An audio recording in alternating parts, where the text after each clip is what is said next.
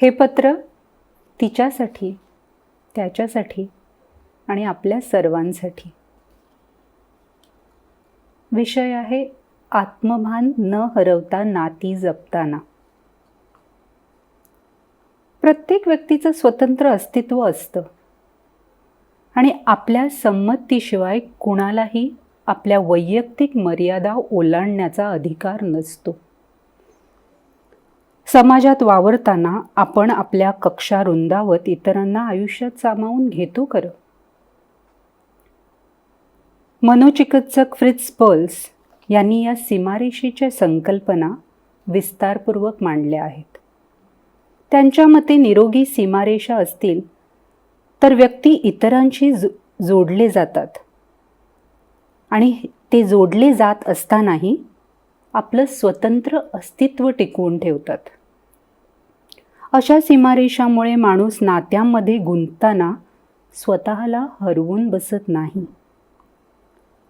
दैनंदिन जीवनात विशेषतः नातेसंबंधामध्ये या सीमांचे महत्त्व अधिक प्रकर्षाने जाणवते. उदाहरणार्थ, एखाद्या गोष्टीस हो किंवा नाही म्हणताना कधी आपल्याला ते सहज जमते, बरोबर? तर कधी ते कठीण वाटते.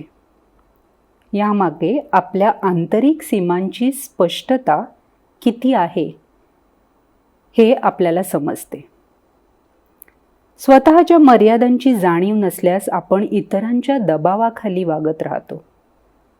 त्यांना खुश करण्यासाठी किंवा नातेसंबंध टिकवण्यासाठी स्वतःचे अस्तित्व विसरतो. भावनेच्या भरात दिलेला होकार पुढे जाऊन ओझं वाटू लागतो आणि त्यामुळे मानसिक ताण निर्माण होतो. आपल्या मर्यादांचे भान राखणे जितके आवश्यक आहे तितकेच इतरांच्या सीमारेषांचा आदर करणेही महत्त्वाचे आहे. अनेकदा आपण इतरांना गृहीत धरतो, त्यांच्या वतीने निर्णय घेतो किंवा त्यांच्यावर आपली इच्छा लादण्याचा प्रयत्न करतो. अशा वर्तनामुळे नात्यांमध्ये तणाव आणि असंतुलन निर्माण होते. समाजात वावरताना स्वतःचे मत असणे जितके महत्त्वाचे आहे तितकेच इतरांच्या मतालाही आदर देणे महत्त्वाचे आहे. निरोगी स्पष्ट सीमारेषा व्यक्तीला स्वतःचे अस्तित्व जपत इतरांची संतुलित नातेसंबंध ठेवण्यास मदत करतात.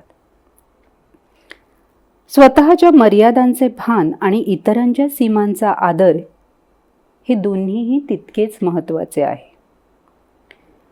या सीमारेषांचे सार सांगणारी एक जेस्टॉल्ट प्रार्थना आहे, जी आपल्याला निरोगी आणि संतुलित नातेसंबंध कसे असावेत हे समजावून सांगते.